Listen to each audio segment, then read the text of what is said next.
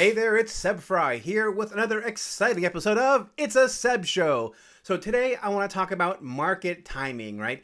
Today, in the age of the COVID-19 global pandemic, there's a lot of people who are saying, wait a second, I should not buy a house right now because home prices are going to fall dramatically. I should wait until they fall and then buy a house, right? So I want to talk about that timing theme because it is really difficult to time a real estate market. In fact, I would say it's pretty much impossible to time it with any high degree of certainty. So, I bought my house in 2011. I closed escrow in 2011. I actually went into escrow like late November 2010. And at that time, it was kind of in the middle of the mortgage meltdown. Well, actually, that's not true. It was not in the middle of the mortgage meltdown. It was towards the end of the mortgage meltdown. But at that time, many people were still saying, hey, hold off, don't buy right now because prices are still going down. Actually, they were not going down anymore at that point. They had sort of turned a corner at some point in 2010, and the market was on its way back up. So shouldn't I have bought 6 months maybe earlier or 9 months earlier if I'd been able to time the market just right? Yeah, well, I should have, but you know what? It's impossible to time the market. And even when I did buy my house, a lot of people were saying, hey, that's really a risky thing to do, But I went ahead and I did it anyway. And now I'm fast forwarding to the present day in the middle of this global pandemic. And you know what? I have an awesome house. I love my house. It's not the world's greatest house. It's not the world's most luxurious or biggest or most expensive house. It doesn't have an ocean view.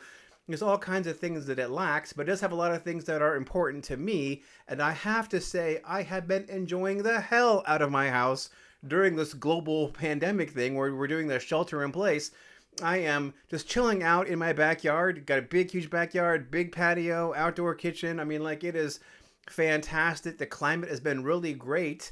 And you know what? If I had bought my house maybe 6 or 9 months earlier, I probably would have gotten maybe a little bit of a cheaper house, but I probably would not have been a house as I enjoy as much as I enjoy this house right now where I am sheltering in place in. I've grown to love it. I loved it the day that I made the offer. I love it today, basically 10 years later or close to 10 years later. And that's what I'm going to say to everybody right now is that, hey, don't focus on when is the absolute best time to buy a house, because the reality is you should plan to be in your house 10 years, 15 years, a long time. Real estate works best as a long-term investment. And what I would say is that if today the perfect house for you shows up on the market, I personally, if it's a great house for you, you feel good about your job prospects. You don't think you're going to be severely unemployed for many years to come.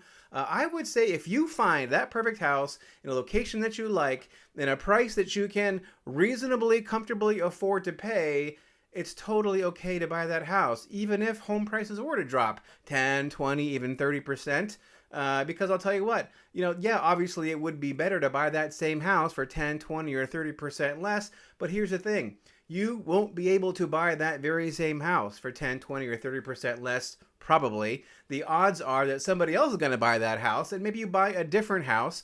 But wouldn't it be terrible to have a life of regret, saying wow, I saved $100,000 or $150,000 on this house, but I got this house, but I really don't like it as much as that other house that I really wanted, last year or whatever. Because house is more than an investment, right? It's also where you live, right? I mean, we are living a lot in our house right now, and I'm thankful every day for it. So don't worry too much about timing the market. I got to tell you what, if the market does drop 10, 20, 30, 50%, whatever it is, it's going to come right back. And obviously, it's best to buy, for the lowest price possible, but just focus on the house that meets your needs in the location that you want at a price that you can afford, and find a house that you love, because a house is a long-term commitment. Just make sure that you get a house that you love and you feel like you can be in it for a while, and just be comfortable knowing that, hey, you're buying a house in California, you're buying a house in Santa Cruz, Monterey,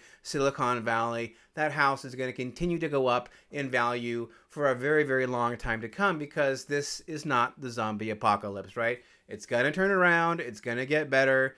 Don't worry about it. If you need a house, if you find a house you like and you can afford to buy it, by all means, don't sweat it too much. Go ahead, buy that house, make a commitment, and I bet you that you will be glad you did. All right, that is it for this episode of It's a Seb Show. Thank you so much for watching. I really appreciate it.